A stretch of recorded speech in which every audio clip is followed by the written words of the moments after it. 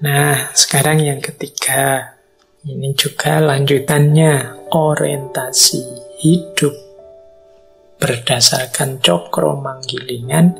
Kalau ini secara psikologis. Kalau tadi kosmologis itu tentang alam yang memayu hayuning bawono. Sebelumnya teologis berhubungan dengan Tuhan, sangkan paraning dumadi. Kalau ini secara psikologis, kejiwaan manusia yang berhubungan dengan cokro manggilingan. Ini saya pinjam dari Ki Ageng Suryomentara. Dulu pernah kita bahas panjang lebar tentang beliau ini. Silahkan dicari rekamannya. Ini saya ngomong ringkas saja dari berbagai teori yang beliau sampaikan. Jadi di antara pola cokro manggilingan dalam hidup mikro psikologis kita, itu adalah kita harusnya sadar bahwa senang dan susah itu sementara. Teman-teman yang mengkaji Ki Ageng Suryomentara mungkin masih ingat istilah mulur dan mungkret. Jadi menurut Ki Ageng Suryomentara, rasa hidup manusia sedunia ini sama saja. Yakni pasti sebentar senang, sebentar susah. Sebentar senang, sebentar susah. Tidak ada orang itu yang senang terus dari lahir sampai mati, tidak mungkin. Orang kok sedih terus, tidak ada senangnya sama sekali. Tidak mungkin, kecuali orang yang tidak mau bersyukur. Jadi selalu hidup itu naik turun, naik turun. Sekalipun orang kaya, miskin, raja, kuli, wali, bajingan, itu paling banyak saya terjemahkan langsung dari bukunya beliau. Rasa hidupnya sama saja, yaitu sebentar senang, sebentar susah.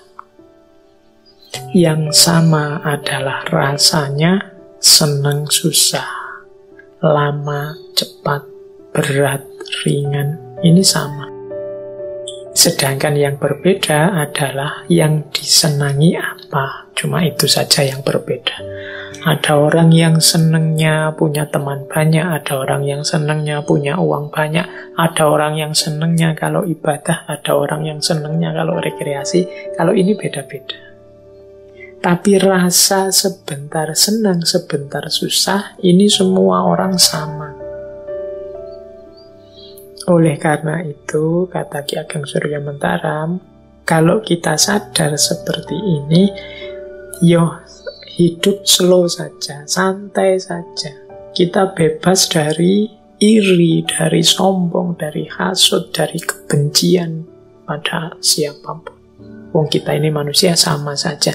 Engkau iri apa sih pada saudaramu? Mungkin saudaramu juga iri hal tertentu padamu. Kita hidup ini sama saja. Masing-masing ada kelebihan, ada kekurangannya. Ada fase pasang, ada fase surutnya. Jadi hidup ini mari kita sikapi biasa saja, santai saja. Kalau bahasanya anak-anak hari ini, slow way. Karena semua orang sama saja.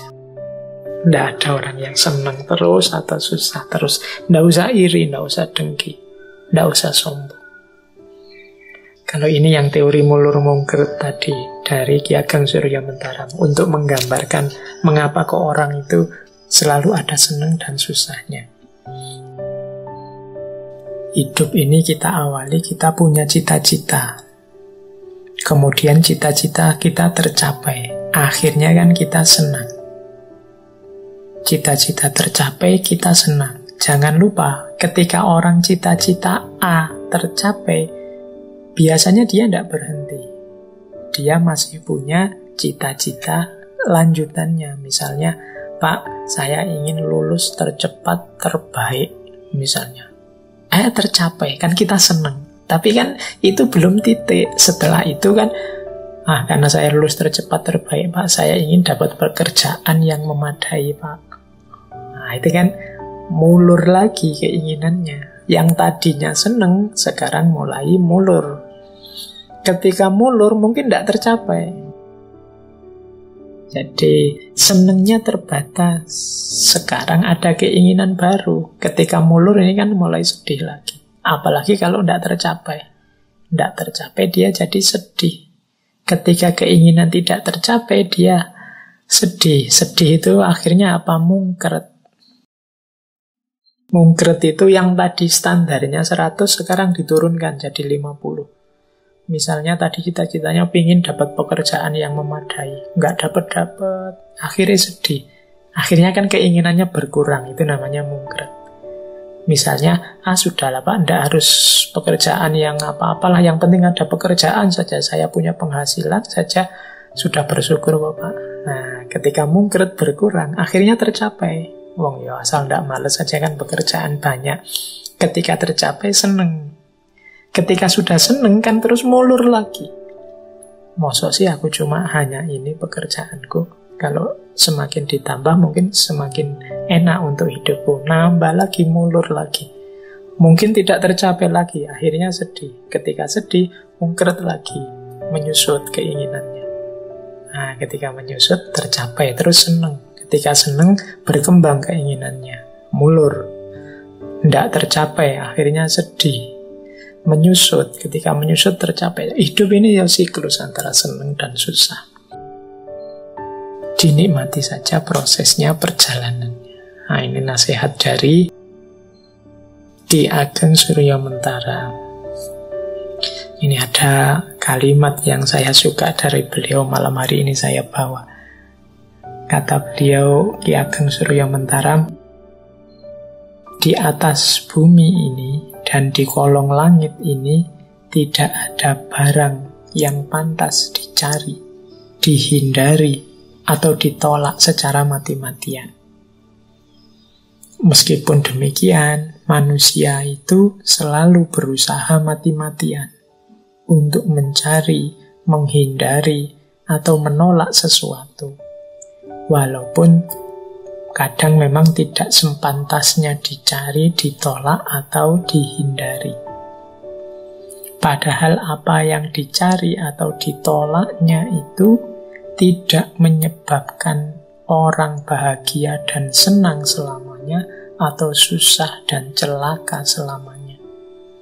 Tetapi pada waktu orang menginginkan sesuatu, pasti ia mengira atau berpendapat bahwa jika keinginanku tercapai, tentulah aku bahagia dan senang selamanya. Dan jika tidak tercapai, tentulah aku celaka dan susah selamanya. Ini karakternya manusia. Padahal menurut Ki Ageng Suryamentara, mbok yo jangan begitu. Menginginkan sesuatu boleh, tidak suka atau menolak sesuatu boleh. Tapi tidak harus semati-matian itu. Seolah-olah kalau gagal memperoleh yang diinginkan atau menolak yang tidak disukai, terus hidupmu hancur. Atau kalau memperoleh yang kamu inginkan dan menyingkirkan yang kamu tidak sukai, terus hidupmu bahagia terus gitu. Tidak begitu. Hidup tetap akan siklus, kadang senang, kadang susah.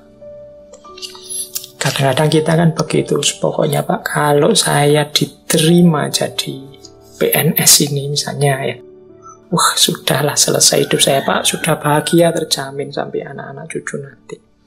Atau kalau saya berhasil menikahi dia Pak, sudah, hidup saya mesti tidak ada susahnya, seneng terus, bahagia terus.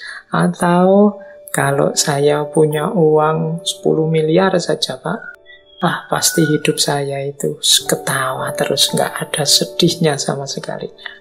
Kita kan sering punya rasa seperti itu. Atau menolak, pokoknya jangan dengan teman saya itu deh Pak, saya akan mati-matian menghindar, karena teman saya itu nggak cocok sama saya benci sekali sama dia, semoga dia, kita akan menolak mati-matian. Janganlah Pak, kalau kerja di sana itu menurut saya, dan kita nolak mati-matian.